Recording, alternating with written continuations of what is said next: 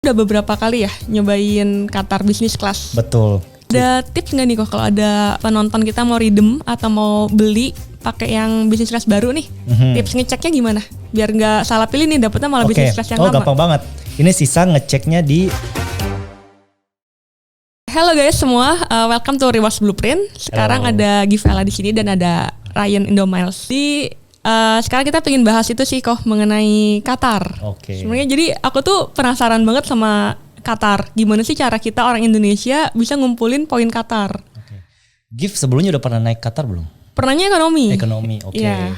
Kalau dulu ya kita take back ke zaman 2017-2018, Qatar itu sering banget promo bisnis kelas sebenarnya. Jadi aku tuh pernah dapat bisnis kelas pulang pergi Eropa itu cuma 17 juta. Dan dari sana dapat another 12.000 miles. Lumayan ya? Oh, lumayan banget itu. Lumayan banget. Tapi memang dulu nggak fokus ngumpulin Avios Qatar. Jadi memang ngumpulinnya itu ke Asia Miles masuknya. Nah, baru setelah kenal Citibank, ternyata kan Citibank bisa ngumpulin Avios. Dari sanalah satu-satunya jalan di Indonesia untuk ngumpulin poin Avios. Tapi in general kan kalau mau juga sebenarnya tiap kali mereka lagi promotion untuk diskon beli poinnya bisa kita beli. Berarti Citibank dulu bisa ngumpulin poin Qatar ya kok ya? Betul. Berapa tahun tuh kok kita bisa ngumpulin? Saya lupa mulainya dari kapan, tapi kan terakhir mereka berhenti itu di 2022 ya. Berarti setelah itu nggak ada kartu kredit Indonesia yang bisa ngumpulin poin Qatar? Betul, udah nggak ada. Nah kalau itu kok Accor bisa kan ya di stack ke Qatar? Nah betul.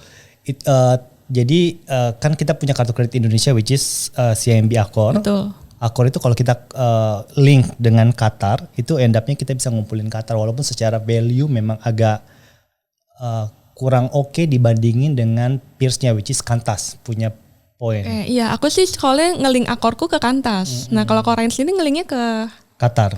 Yes. Plus minusnya apa nih kok? Kenapa ke Qatar?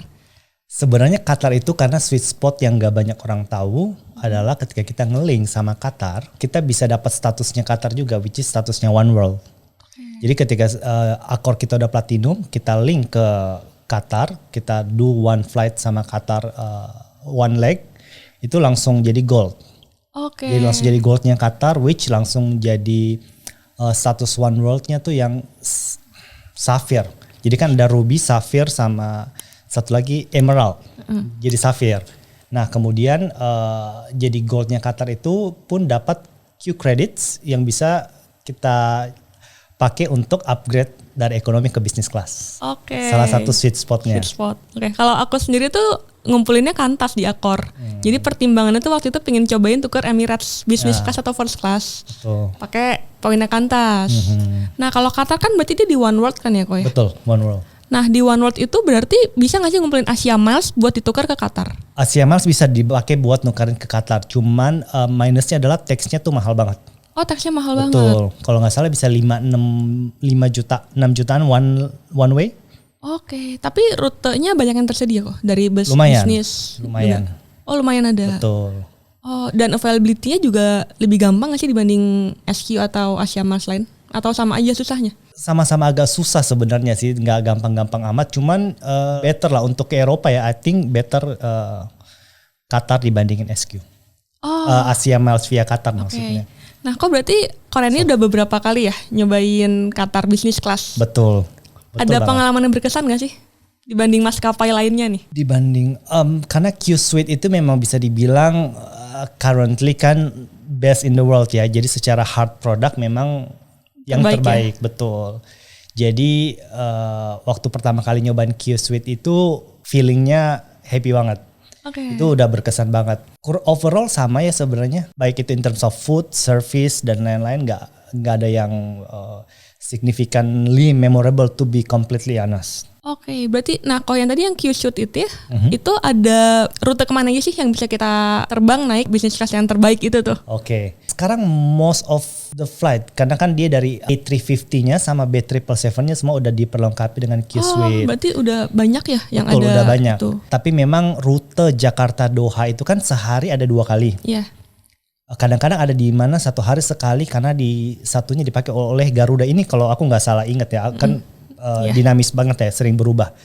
Tapi biasanya ada satu flight kalau di 2 hari itu Jakarta Doha atau sebaliknya. Ada satu yang business class lama, ada satu yang Q-Suite baru. Oke. Ya, yang Q-Suite. Ada tips nggak nih kok kalau ada penonton kita mau redeem atau mau beli pakai yang business class baru nih? Tips ngeceknya gimana? Biar nggak salah pilih nih, dapetnya malah business class yang lama. Gampang banget. Ini sisa ngeceknya di kalau nggak dari Google Flights, sebenarnya paling gampang memang kita ngeceknya di websitenya Qatar langsung.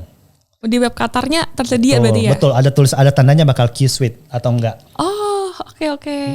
Jadi kalau misalnya harus pilih kodenya. Oke deh, paling itu aja kali ya kita ngobrol-ngobrol soal Qatarnya. See you next episode.